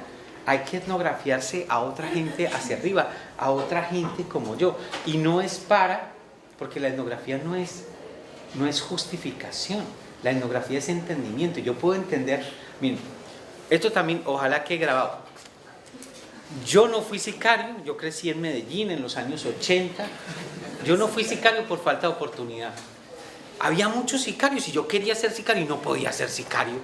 Entonces Pablo Escobar, yo tenía 14 años, lo que yo quería hacer a los 14 años es ser sicario, no pude, tuve de malas. Entonces me tocó ser académico. Entonces, no, lo que quiero decir es que hacer una etnografía de esos no es para justificar el sicario, es para entender por qué pasa eso. Ahora, la justificación o no es un asunto más complejo, no es un asunto como las élites todos los días nos dicen eso está mal y esto está bien. Tragarse eso no es el punto, pero el punto tampoco es, etnografiar no es justificar, etnografiar es entender. Y hay que entender el narco y hay que entender las cosas que nos constituyen como juliaqueños, porque si vamos a hacer una etnografía en Juliaca para decir que eso es muy bonito, porque eso como para qué, uno no necesita etnografía para decir que eso está bonito. Y si uno se va a hacer una etnografía con los indios, para creerle a los indios lo que dicen y que la montaña piensa, entonces uno ¿para qué hace etnografía? O sea, hay muchas malas etnografías y una mala etnografía es ir a justificar lo que la gente cree de sí. Hay que entender lo que la gente cree de sí como un dispositivo, un aspecto de lo que son, pero no confundir con lo que son. ¿Verdad? Y no sé qué hora son, yo me pego unas perdidas y yo puedo estar más que a las 10 de la noche y yo todavía... 12, bueno, listo. Dale. Yo tenía una pregunta. Tú mencionabas que la etnografía transforma al antropólogo, o sea, termina la etnografía... Al etnógrafo, que no es igual al etnógrafo que... uno termina la etnografía y termina siendo una persona distinta, pero mi pregunta iba por cómo entra. ¿Ya? Por ejemplo, tú mencionabas la riña de gallos en Bali, ¿ya? Y mi pregunta va sobre todo por qué tipo de relación se debería, hay muchas, establecer con las personas a las que etnografiamos para que podamos entrar en una situación de confianza, ¿no? Con Geertz era, por ejemplo, que él salía corriendo con su esposa, cosa que hacía que las demás personas no lo vieran tan extraño, no lo vieran tan europeo y pudiesen establecer un tipo de relación con él. Y tú mencionabas lo de Waquan, que se tuvo que hacer boxeador.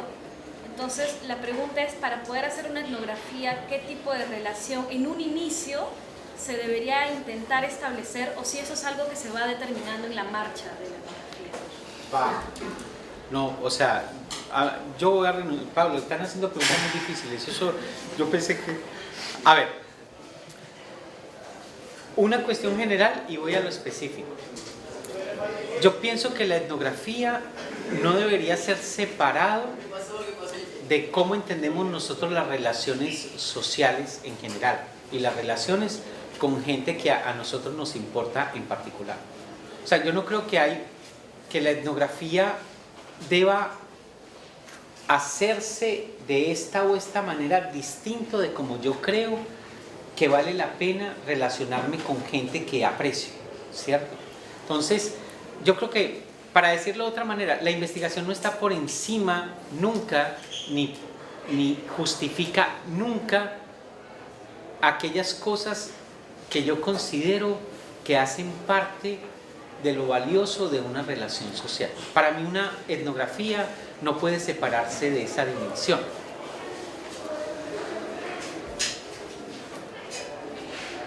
Una cosa que es central es que la etnografía uno sabe cuándo empieza, pero difícilmente uno sabe cuándo termina. Uno sabe cuándo empieza una etnografía porque uno puede ubicar unos mojones de cuándo empieza el trabajo de campo, o cuándo se hizo el diseño del proyecto, pero eso rara vez termina el día que uno sale supuestamente a sistematizar las cosas, porque las relaciones se mantienen y se mantienen de por vida. Yo tengo amigos y enemigos, también muy importante los enemigos, desde los primeros trabajos de campo. Entonces, lo que quiero decir de manera general es que cómo establecer una relación etnográfica no es una fórmula, porque depende de cómo yo me conecto con la gente en general. Y de pronto yo digo groserías, tomo ron, me porto mal, me empeloto, pero de pronto otra gente es más juiciosa, es más callada. Entonces, no quisiera generalizar eso. Entonces, eso por un lado. Y eso, ya voy a terminar. Y eso me parece muy importante, esta palabra. De ninguna manera ser un farsante. De ninguna manera. Así eso esté ligado a que yo pueda hacer la tesis o no. O sea, ser farsante, pero no es un asunto etnográfico, es un asunto de la vida, ¿sí? Entonces, es por ahí lo primero que yo estoy diciendo. Lo segundo es que nosotros a veces imaginamos las etnografías siempre desde el supuesto de que son etnografías con grupos subalternizados y con gente que nosotros políticamente nos identificamos. Pero lo que yo estaba diciendo ahorita, y esa es una de las transformaciones de la primera edición a la segunda, es que también hay que hacer etnografía de los paramilitares. Y yo sé que puede haber gente que se identifique con los paramilitares, pero yo no me identifico con los paramilitares. ¿Cómo hacer una etnografía con los paracos? Sabiendo que si yo soy absolutamente transparente, voy a terminar en un hueco. O cómo hacer etnografía con élites políticas corruptas. Bueno, esto es una tautología. Pero ¿cómo hacer eso? ¿Cómo hacer eso?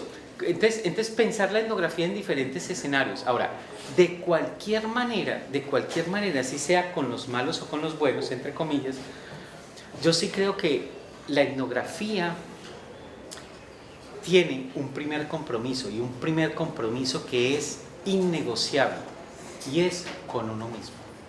yo creo que si a uno lo revientan las vísceras, estar con los paracos no debería, uno no está hecho para ese tipo de etnografías.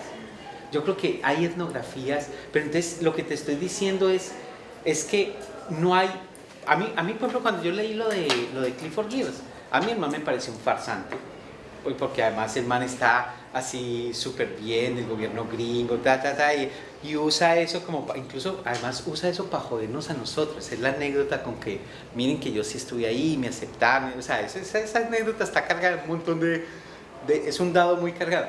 Pero lo que yo quiero decir es la etnografía no puede generalizarse en el sentido de que puedo estar trabajando con gente que odio, y es muy importante ese tipo de etnografías, o gente que políticamente amo. Lo que no quiere decir que ellos sean buenos todos y haya que hacer una etnografía para decir que son unos lindos, porque eso es para qué entonces, ya lo sabemos. Pero lo que quiero decir es que en términos de cómo entrar, depende de una decisión innegociable, y es yo, cómo me siento, cómo me veo, cómo habito el tipo de etnografía que va a demandar esa decisión o no. Entonces por ahí yo diría que más que con los otros es un asunto con uno, y es desde uno que hay una relación, y yo esperaría que no fuera de farsante, porque además con los paracos yo creo que no solo podrían hacer etnografía con ellos quienes no fueran farsantes, sino que entendieran ciertas cosas y tuvieran ciertas licencias para hacer ese asunto. Pues muy enredado, y no es una fórmula, cada cual entra. Yo creo que el asunto de la trayectoria y el deseo. Ejemplo concreto, la primera vez que yo iba a hacer etnografía, yo llegué y me di cuenta que la estaba cagando, que estaba mal formulada la pregunta. Entonces me eché como 3 semanas acompañando ingenieros forestales por ahí, desparchado, midiendo fenología, como las flores y todas las cosas de los árboles, hasta que llegué a un lugar. Y yo llegué a ese lugar y yo dije, yo quiero estar aquí. Y hablé con la gente y me pareció una chimba, estaban tomando bicho, y yo dije, yo quiero estar aquí, yo aquí con nomás. No, y me fui para allá, o sea, también sentí, la forma como uno entra tiene que ser también muy, como uno hace en la vida, o sea, como muy poco apalabrada, es un asunto que uno siente, como una corazonada. Hola Eduardo, gracias. Bueno, primeramente gracias por este taller. Yo tenía algunas preguntas que tenían que ver un poco con una experiencia personal, ¿no? En un principio tú hablabas sobre estas diferencias claras entre autografía, autotestimonio y autoetnografía, ¿no? Quería aclarar un poco esta idea porque estoy un poco con la condición de, hace algunos años participé en algunas investigaciones, trabajos de campo con personas con discapacidad de movilidad básicamente, ¿no? Y bueno, y hace unos meses, por cuestiones de la vida, yo me accidenté y estoy teniendo algunos problemas pues de movilidad, y venía pensando ya desde hace unas semanas que me gustaría pues escribir algo sobre, de manera pues etnográfica, sobre mi situación de limitada movilidad, ¿no? Y bueno, pero quería tener un poco esta situación clara, porque yo me estaba viendo más como una cuestión de quizás autobiografía personal, ¿no? También incluyendo el testimonio, el autotestimonio, pero esta idea que has contado tú al iniciar, comentando un poco sobre estas diferencias con la autoetnografía, me gustaría ponerlas un poco más claras. Perfecto, listo. Mira, lo fundamental es que yo siento que uno puede hacer una historia de vida en clave etnográfica o no, una entrevista en clave etnográfica o no. Uno puede partir de los relatos en primera persona en clave etnográfica o no. Ahora, ¿qué es lo que hace que algo sea autobiografía o sea autoetnografía? Son dos cosas. Uno, lo que mencionábamos ahorita, el hecho de que esté encuadrada, que esté planteada, que esté constituida en esos términos. Entonces, las autoetnografías se diferencian en ese sentido de las autobiografías porque son hechas por etnógrafos o etnógrafas en un escenario donde circulan etnografías, ¿cierto? Entonces es el conjunto de relaciones sociales, el entramado lo que define, ese es el primero y el más grueso. El segundo, yo sí creo que hay un tono diferencial, hay un énfasis diferencial, y es este. Cuando yo estoy hablando de autobiografía, el centro soy yo. Estoy contando desde mí experiencias que me han constituido. Ese es el centro de gravedad de la autobiografía, ¿cierto? Es mi vida como experiencia, mi vida como centro de la cosa.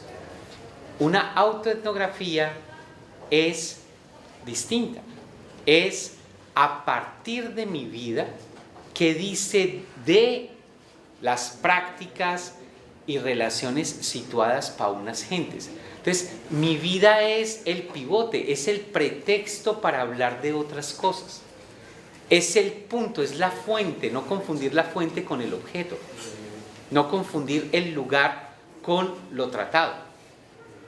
Entonces, acuérdense, como decía Clifford Geertz, de que hacer etnografía en una aldea no es hacer etnografía de la aldea, ¿cierto? Los antropólogos, decía él, ya no, bueno, o no solamente, los antropólogos hacen etnografías en aldeas, lo que no significa que sean etnografías de aldeas. ¿Por qué? Porque tú puedes estar pensando el Estado o pensando la noción de sujeto en una aldea o en un conjunto de aldeas, pero no es que estés haciendo etnografía de eso. Lo mismo pasa con la autoetnografía. Y te puedo dar ejemplos de autoetnografías que para mí han sido, pero muy fuertes, donde vos ves claramente la diferencia entre una autobiografía de una autoetnografía. Un ejemplo concreto. Hay un texto que se llama Escrito para no morir. Es una tesis que se entregó en antropología, en la carrera de antropología, y se ganó un premio de literatura, empezando por eso, maravilloso, un premio nacional de literatura. Y esto nos mete en otra discusión que no voy a abrir en este segundo porque ya está siendo mucho amplio, y es el asunto de la relación entre literatura y etnografía, que no es tan fácil como a primera vez. Pero entonces este libro, que se llama Escrito para no morir, es de una mujer que se llama María Eugenia Vázquez. Y María Eugenia es militante o era militante del M-19, una guerrilla colombiana. Y ella cuenta, en esta tesis, cuenta la historia de ella en el M-19. Pero no está contando la historia de ella como una experiencia, ni siquiera como un testimonio histórico, sino que a partir de su experiencia está describiendo relaciones y prácticas para una cosa que era el M-19 en un país muy concreto. Entonces, ¿cómo se posiciona? ¿Dónde está el énfasis? Es donde está la diferencia entre autobiografía y autoetnografía. Lo mismo con historias de vida. De eso vamos a hablar más adelante, pero la pregunta tuya, yo digo, primero depende de que María Eugenia sea estudiante de antropología, esté haciendo una tesis de antropología, los jurados le ponen 5 y la autorizan de que eso es antropología. Eso hace que la primera parte de la respuesta, pero la segunda, yo sí creo que hay un énfasis diferencial. Tú puedes contar en clave de tu experiencia, tu vida, o puedes contar tu vida y tu experiencia en clave de qué dice eso de un momento histórico, de una cultura, de una gente. Y eso es lo que hace una autoetnografía distinta de una autobiografía. Bueno, yo apenas estoy empezando esta sesión. Ustedes son muy preguntaderos. Ustedes preguntan mucho. A ver, yo veo cómo podemos de pronto seguir con esta cosa importante, y es, habíamos hecho una descripción operativa, una definición operativa de la etnografía, ¿cierto? Quisiera recoger un planteamiento malinowskiano que es muy importante, me parece a mí, todavía hoy en términos etnográficos. Y es que Malinowski nos planteó desde hace mucho tiempo que es muy importante no confundir lo que la gente dice que hace con lo que la gente hace, con lo que la gente piensa que debería ser. Eso es un planteamiento metodológico fundamental con múltiples implicaciones en términos etnográficos. ¿Por qué? Porque si yo voy a un lugar concreto, voy a Guaquillas, por ejemplo, y le pregunto a la gente, aquí, ¿cómo se hace lo de el contrabando? Pues la gente me va a decir unas cosas.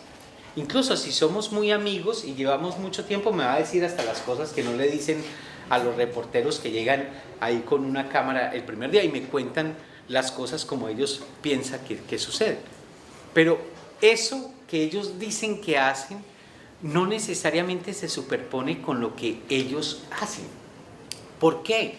Porque hay cosas que ellos hacen que ni siquiera son inscripciones en lo que dicen que hacen. Por ejemplo, si a ustedes les preguntan, bueno, ¿cómo se maneja una moto?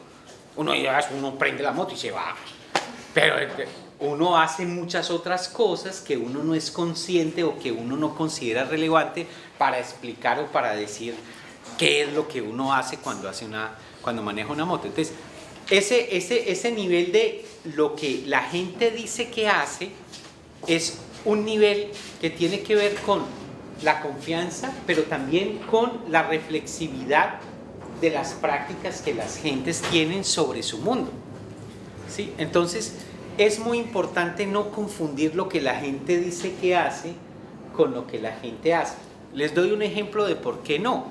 Si yo me voy a la Ensenada de Tumaco, ahí en el Pacífico Sur, y yo hablo con un activista del proceso de comunidades negras, de las organizaciones étnico-territoriales, yo les pregunto, bueno, ¿y cuál es la relación que ustedes tienen aquí con la pesca?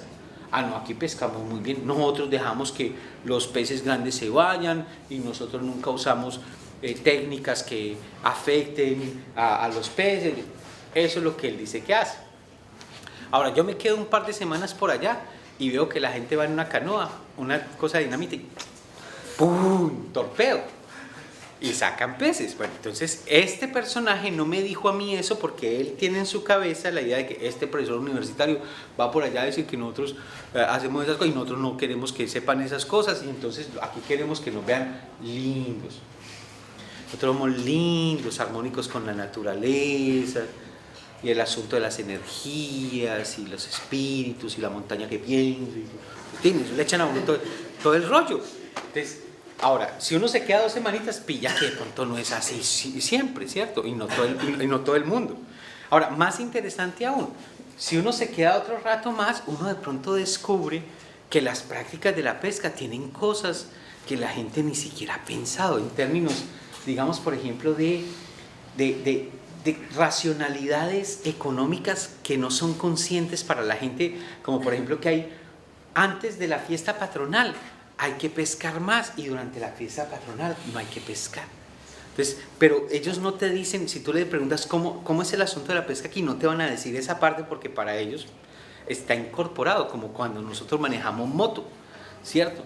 Entonces, ese planteamiento malinowskiano de no confundir lo que la gente dice con lo que la gente hace, no es solo porque la gente sea malévola y nos quiera esconder las cosas malas, a veces no, sino porque la gente no es totalmente reflexiva o no es reflexiva de la misma manera sobre lo que hace como lo que nosotros podemos evidenciar, sobre todo por la teoría con la que vamos al mundo. Y el tercer elemento es lo que la gente debería hacer, ¿sí? Ese nivel es ¿qué debería hacerse? Se debería pescar de esta manera, pero no pescamos de esta manera. Ahora, son 3 niveles. Es el nivel del deber ser, de la normatividad que constituye el mundo social. No es que el deber ser no sea importante, es tan importante como lo otro porque constituye el mundo, dice cosas del mundo y dice cosas de la normatividad y de la estructura del mundo de la gente. Ahora, lo que la gente te dice es tan importante como lo que la gente hace, no es que lo que la gente diga no importa. Es más, Si aquel personaje se me para y me dice, no, es que aquí nosotros usamos técnicas sostenibles, y no me dice lo otro, lo que no me está diciendo es tan dato como lo que me está diciendo, y lo que me está diciendo es, yo me estoy representando de esta manera ante usted. Entonces, la etnografía no es que las prácticas sea lo que importa y lo que la gente dice que hace no importa, no, es entender por qué la gente dice que hace eso ante uno, y entender eso como tan importante como lo que la gente hace o como lo que la gente dice que debería hacer. Entonces, casi todas las encuestas que nos pasan por la televisión y que nos cagamos cuando nos ponen las estadísticas así en los cuadritos y todo eso, casi todas las encuestas están constituidas sobre esa dificultad metodológica, para llamarlo de alguna manera, que Malinowski se pilló hace mucho rato, de que una cosa es lo que la gente dice que hace, sobre todo cuando le preguntan en cierto contexto y llegan con formulario y todo, y otra cosa es el mundo de la gente, y confundir lo que la gente dice en ese asunto con el mundo de la gente es algo que los etnógrafos no deberían hacer, no deberían equivocarse. Bueno, no me voy a meter con lo de las condiciones y eso, empiezo mañana con eso, termino con este asunto. Hay una cita en mi libro de un antropólogo que se llama Horacio Calle, que dice que uno puede ir al final del mundo, a Rusia, ahora por ejemplo, o a Arabia, lo que sea, y no ver nada, y puede ir uno a la esquina de la casa y ver todo un mundo. La etnografía es precisamente la posibilidad de producir unas gafas para ver un mundo donde la gente no ve nada. Entonces, no es un asunto de irse muy lejos o estar con gente muy distinta. El desplazamiento epistémico de la etnografía no es necesariamente un desplazamiento físico. Y hay gente que va a estar en Rusia durante todo este tiempo y pareciera que no hubieran salido de Lima, porque no van a ver nada que no están esperando ver. Es más, el turismo ha sido diseñado para que uno vaya durante muchas horas muy lejos para no ver nada que no espere ver, porque ya todo está producido para la experiencia del turista y para que llegue con las fotos que son y con los souvenirs que son y para que no lo incomoden de ninguna manera.